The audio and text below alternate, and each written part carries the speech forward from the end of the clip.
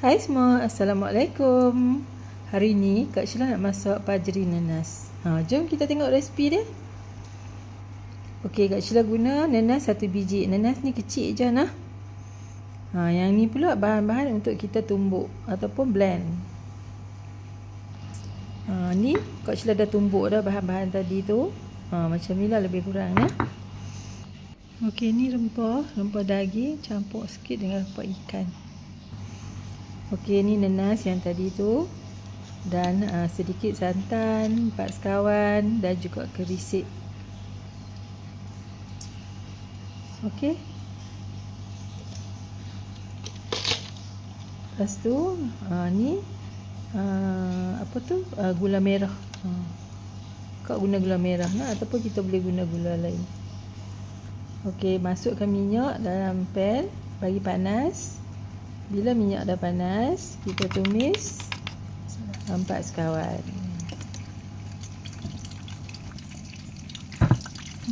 Minyak tak dah panas, kau rebus dah. So minyak duk berenang. 4 sekawan duk berenang dalam minyak. Tak apa kan? Okey, kemudian masukkan bahan yang blend ataupun yang tumbuk tadi nah. Lepas tu kita kacau-kacau.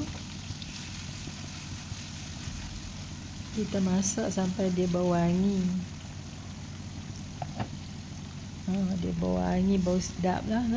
Kemudian boleh masukkan rempah. Okey, kacau lagi dan masak rempah ni sampai pecah minyak. Okey, bila dia dah pecah minyak, kita masukkan sedikit air. Lepas tu kita masak lagi sampai dia pecah minyak kali kedua. Kemudian masuk air lagi sikit. Dan masak lagi sampai dia pecah minyak lagi sekali.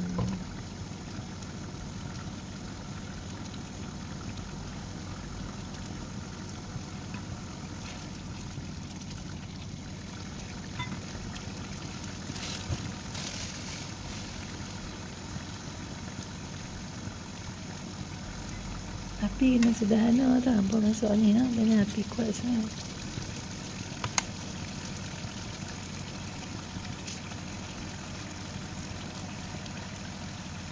Lepas tu bila dia dah pecah minyak, masukkan nanas. Nanas ni Kak Sheila tak guna semua sebiji tu lah. Kak Sheila tinggal sikit sebab Kak Sheila nak buat rojak. Kak Sheila suka makan rojak, campur timun dengan ubi sengkuang kan. Okey, kita pun nanas kan. Kemudian tu kita masak dengan api jangan kuat lah nah. Api bagi sederhana aja. Kalau rasa-rasa kuah ni macam nak hangit ke terlampau pekat, kita tambah air. Yang ni gula merah. Kalau hampa tak mau bubuh gula merah, hampa boleh bubuh gula lain. So gula ni kita bubuh, kita nak bagi rasa dia balance. Kalau masak pajri, dia kena ada rasa juga, rasa manis-manis sikit. Walaupun nanas ni dia manis-manis juga kan. So kita just bubuh gula sikit je lah. Lepas tu kita masak, kita tutup 5 minit supaya nanas tu lembut.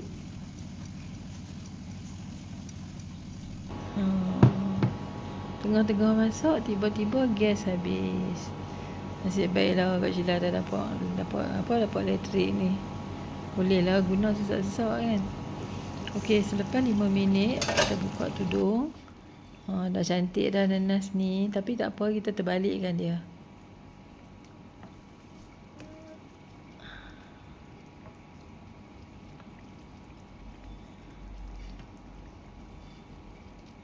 Terbalikkan. Sedapnya pajri ni. Okey, terbalikkan.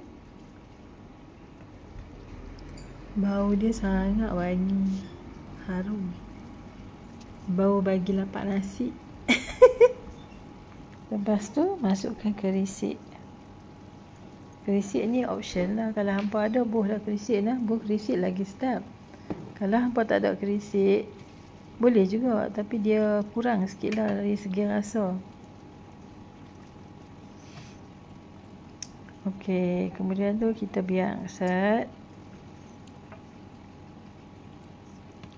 Biar dia mendidih set. Nampak dia dah mendidih dah tu. Api sederhana, jangan masuk dalam api yang kuat. Lepas tu kita masukkan santan.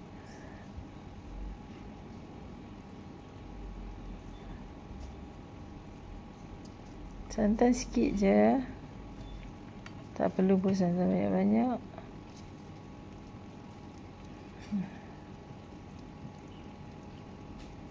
Kacau bagi santan tu semua. Rata-rata lah. Bagi kena semua nanas-nanas tu. Lepas tu tambah garam. Secukup rasa.